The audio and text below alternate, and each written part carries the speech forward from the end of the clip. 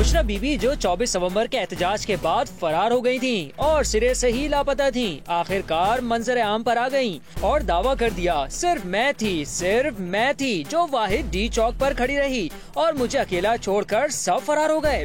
मैं भागने वाली औरत नहीं जी, मैं इतनी तकलीफ में थी इतने दिनों से, क्योंकि इतनी शहादतें हुई हैं जिसकी वजह से मुझे ये समझ ही नहीं आ रही थी कि लोग गलत और झूठ क्यों बोल रहे हैं। मैं भागने वाली औरत नहीं हूँ और जो खान के लिए निकले उनको तो बिल्कुल छोड़ के मैं नहीं अकेला जा सकती। किसी को नहीं पता था मेरी गाड़ी कौन सी है। डी चौक पे मैं 12:30 बजे तक बिल्कुल अकेली थी अपनी गाड़ी में।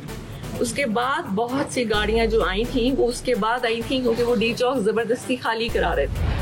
अगर ऐसा था तो फिर इस वीडियो में कौन है जो अली अमीन गंडापुर की गाड़ी में अपने सोने का तकिया हाथ में थामे फरार हो रहा है? इस सवाल का जवाब है दरकार। बुशरा बीबी 26 नवंबर को कंटेनर पर भी यही कह रही थी कि वो आखिरी दम तक खड़ी रहेंगी। बुशरा बीबी ने पठान कार्ड भी इस्तेमाल किया था। मैं अपने आखिरी सांस तक खड़ी रहूंगी। आप लोगों ने मेरा साथ देना है, जो नहीं देगा तब भी मैं खड़ी रहूंगी, क्योंकि ये सिर्फ मेरे मियां की बात नहीं है, ये इस मुल्क और इस मुल्क के लीडर की बात है।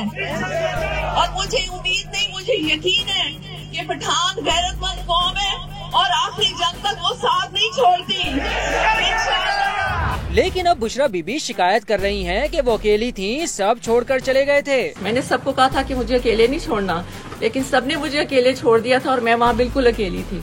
ये सिर्फ मैंने आपको बताना है कि बीबी वहाँ अकेली थी और सब छोड़ के जा चुके थे। बुशरा बीबी इस्लामाबाद धरने में जाबहक ताजुद्दीन के घर गयीं, जहां उन्होंने वुरसा से ताज़ियत की और उन्हें 1 करोड़ का चेक दिया। खान के नाम पे जो शहीद हुए हैं, खान ने कहा था कि उनके पास जाना है बहुत जरूरी। अब एक और सवाल, तहरीक इंसाफ के रहनुमाओं के मुताबिक बुशरा बीबी का पार्टी में कोई सियासी किरदार नहीं और न ही केपी हुकूमत में उनके पास कोई ओहदा है, तो किस हैसियत से वो चेक तकसीम कर रही हैं? इस सवाल का जवाब भी है दरकार, क्योंकि चेक देने का ऐलान तो अली अमीन गंडापुर ने किया था, लेकिन तकसीम बुशरा बीबी कर रही हैं। मैं यहाँ पे ऐलान करता हूँ कि जितने भी हमारे वर्कर शहीद हुए हैं या अल्लाह उनको सेहत दे, जख्मी हैं और अगर वो भी शहीद हो गए तो उनकी फैमिली के लिए 1-1 करोड़ रुपए का मैं ऐलान करता हूँ। माशाअल्लाह।